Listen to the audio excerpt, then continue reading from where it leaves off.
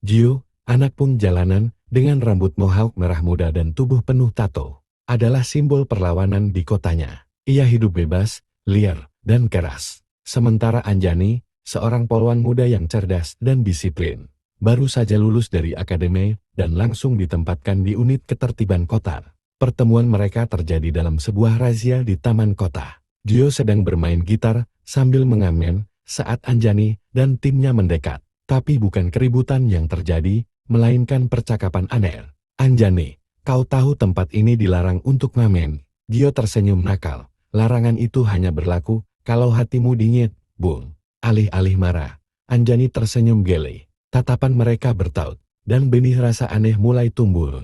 Beberapa kali, Anjani kembali ke taman itu. Bukan untuk merazia, tapi untuk berdiskusi diam-diam dengan Gio. Ia terpesona oleh pandangan hidup Gio yang bebas dan jujur. Gio, yang terbiasa dibenci aparat, mulai merasakan kelembutan dari sosok polisi yang tak seperti lainnya. Mereka mulai sering bertemu diam-diam, di warung kopi jalanan, di trotoar gelap, di antara suara bising dan lampu jalan. Gio, gue pikir semua polisi tuh dingin dan kaku. Tapi lo, kayak manusia. Anjani, dan gue pikir semua pun cuma nyari ribut. Tapi lo, kayak puisi jalanan. Hubungan mereka tak berjalan mulus. Atasan Anjani mulai curiga. Rekan-rekan Gio menganggapnya keblinger. Tapi cinta membuat mereka bertahan. Diam-diam, mereka menyusun rencana masa depan meski tanpa restu dunia. Anjani, kalau cinta butuh izin dunia, gak akan pernah ada perubahan. Gio, kita gak minta dunia berubah buat kita. Kita cuma pengen jujur.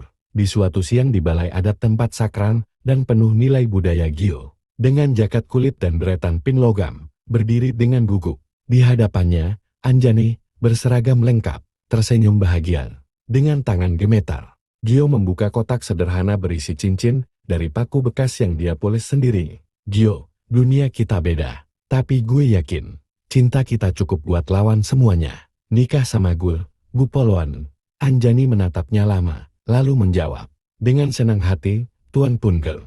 Epilog, cinta yang meretas batas. Kini, Gio membuka bengkel seni jalanan, tempat anak pun dan pemuda belajar musik dan lukis. Anjani tetap jadi polwan, tapi juga aktif dalam advokasi hak anak jalanan. Setiap kali mereka ditanya kenapa bisa bersama, Gio hanya menjawab, karena cinta sejati nggak butuh izin sistem, cuma butuh dua orang yang berani. Hari itu, balai adat penuh sesak, bukan karena pesta mewah, tapi karena kabar yang tak dipercaya banyak orang, seorang anak pun menikahi polwan. Kamera media lokal diam-diam hadir, sebagian datang untuk mengejek, tapi pulang dengan air mata. Gio datang dengan jaket kulit dan mohawk khasnya. Anjani mengenakan seragam putih resmi, lancana berkilau di dada. Mereka berdua berdiri di depan pelaminan, dengan senyum tak bisa disembunyikan. Ini bukan kisah polisi tangkap pun, ucap MC dengan nada jenakan. Ini kisah cinta yang tak mengenal pangkat dan cat rambut. Mereka tinggal di rumah kecil di pinggiran kota. Anjani tetap berdinas. Gio membuka sanggar seni bernama Paku dan Peluru, tempat anak jalanan belajar menulis, melukis, dan memainkan musik sebagai pelarian dari kekerasan hidup. Di dinding rumah mereka tertulis satu kalimat yang menjadi moto hidup mereka. Kita bukan pasangan yang sempurna, tapi kita sepakat untuk tak saling meninggalkan.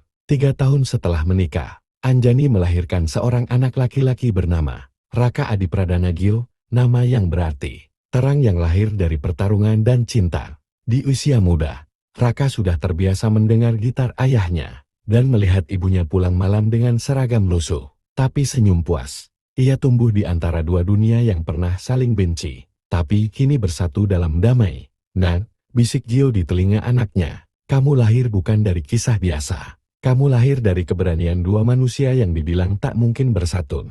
Epilog, cinta yang menyala lama. Suatu hari, di taman tempat mereka pertama bertemu, Gio dan Anjani duduk berdua di bangku tua. Rambut Gio kini tidak lagi mohawk. Rambut Anjani mulai beruban. Anjani, kalau kamu bisa ulang waktu, apa kamu masih mau nikahi aku? Gio tersenyum. Kalau aku bisa ulang waktu, aku nikahi kamu lebih cepat.